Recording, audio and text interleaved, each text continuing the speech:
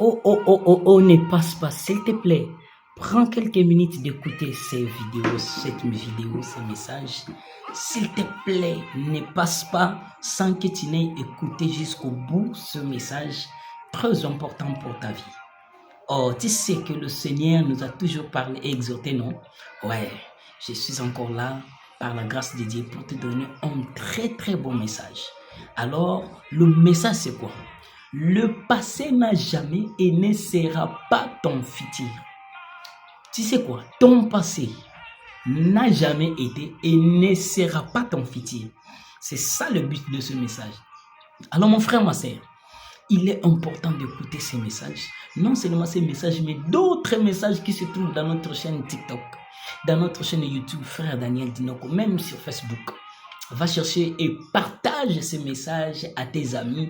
Nous savons de live, vous avez des questions à poser, pose-le. Je suis serviteur de Dieu, frère à l'église, laisse les proclamer de Kimpese. Alors, je passe au travers de cette vidéo, de ce live, pour passer un message très très important. Bien-aimé dans le Seigneur, ton passé est désolant. Ton passé n'est pas attirant.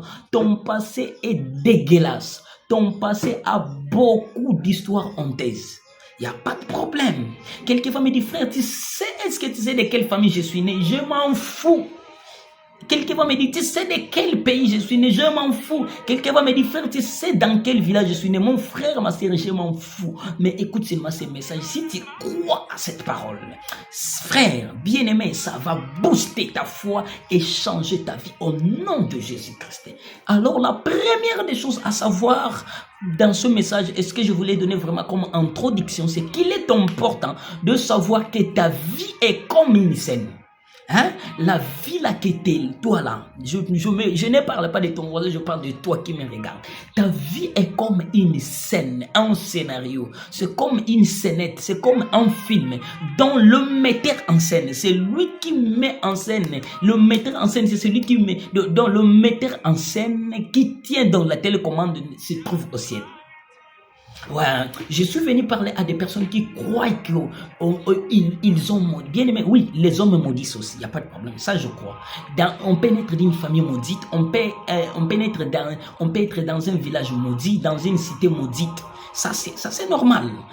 Dans un pays malade, ça c'est normal. Dans un pays sous-développé, c'est normal. Mais bien aimé, naître dans une famille maudite, naître dans une maison honteuse, naître dans un pays sous-développé n'annule pas les promesses de Dieu dans ta vie. Ça, tu dois le savoir. Tu dois mettre ça en tête que naître dans une famille honteuse n'annule pas et n'enlève pas les promesses de Dieu dans ta vie. Et ce que Dieu avait prévu faire avec toi, ton pays malade, ta famille honteuse, ta maison ta hit là, même si tu vis pas dans une maison, dans un villa, mais tu vis dans une hit, je m'en fous, mais cela n'annule pas les plans de Dieu. Frères et sœurs, ta vie est une scène, est un scénario, est un film dont le metteur en scène. Non, je m'aimerais vraiment exhorter une personne, c'est que la scène, celui qui met en scène ta vie est au ciel. Oui, c'est lui qui télécommande, c'est lui qui téléguide les choses, c'est lui qui arrange, c'est lui qui enlève, c'est lui qui remplace. Alléluia. Alors tu dois savoir, comme il est au ciel, il ne faut pas mettre en tête que ce que tu vis, c'est le résultat de ce que les hommes ont dit. Même quand on prophétise, on dit que tu vis la malédiction parce que tu es maudit. Parce que tu es maudite, tu vis la malédiction parce que dans votre famille, on avait dit que les gens ne se marieront jamais. Je ne sais pas. Oui, ça c'est fait et c'est réel. Mais toi, à l'intérieur de toi, quand on te le dit, il n'y a pas de problème. Mais je sais qu'il y a un Dieu qui m'a envoyé sur cette terre avant que les hommes ne me maudissent. Il y a déjà un Dieu qui me bénit. C'est pourquoi, lorsque la Bible dit les enfants d'Israël étaient en train de partir pour Canaan et qu'on a appelé un prophète de Dieu qu'on appelle Balaam, qui a été mandaté par Balak pour maudire le peuple de Dieu. La Bible dit qui peut maudire maudire ce que Dieu avait déjà béni. Je dis à une personne, avant que les sorciers de ta famille ne prononcent les malédictions sur toi, avant que les sorciers du quartier, avant que les gens du monde des ténèbres commencent à proclamer les malédictions sur toi, il y a déjà dans la fondation, il y a toutes les malédictions sur ta vie sont sur les malédictions de Dieu. Donc, c'est possible lorsque la bénédiction de Dieu va commencer à grandir et enlever toute l'influence des malédictions de ta famille. Celui qui croit en cette parole, je proclame que la bénédiction, que les bénédictions que Dieu avait dites sur ta vie, pendant que tu écoutes cette voix, commence à grandir et annule les malédictions de ta famille au nom de Jésus-Christ de Nazareth.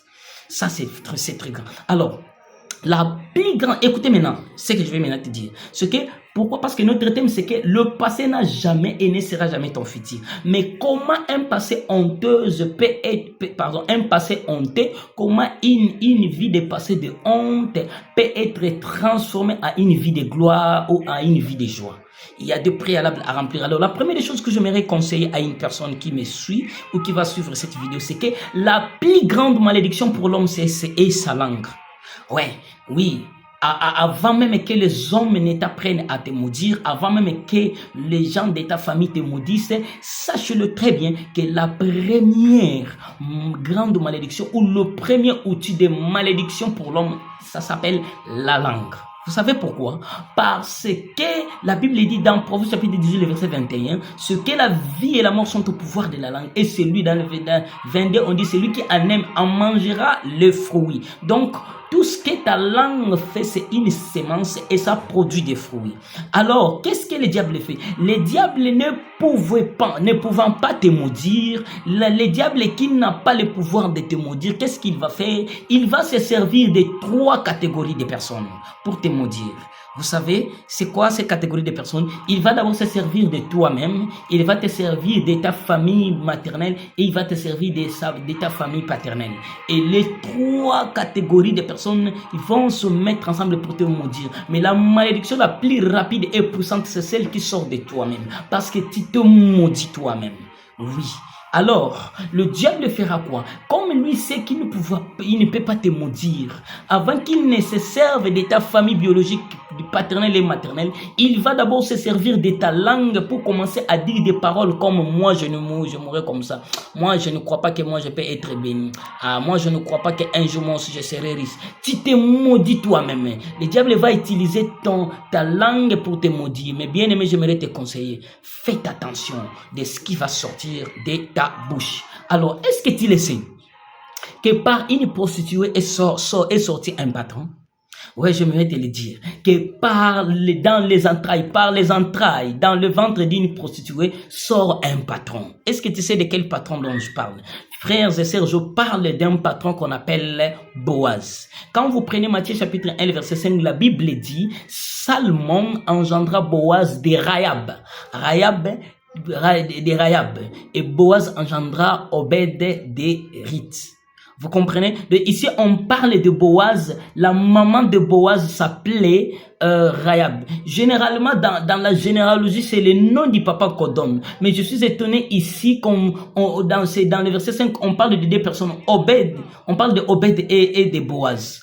Boaz est venu d'une maman qu'on appelle Rahab. Et quand vous prenez Josué chapitre 5, 6, le verset 25, on vous parlera que Josué laissa la vie à Rahab la prostituée. On a précisé Rahab la prostituée. Donc, de Rahab la prostituée est né Boaz. Boaz qui était les patrons les maris de Ruth, qui était un grand homme riche et celui par qui est né aussi Obed, Isaïe, David. Donc, vous voyez de la lignée que fait un roi David, de Rahab la prostituée. Frère, sœur, ta vie, elle est honteuse. Il ne faut pas t'en inquiéter. Le Seigneur peut changer encore.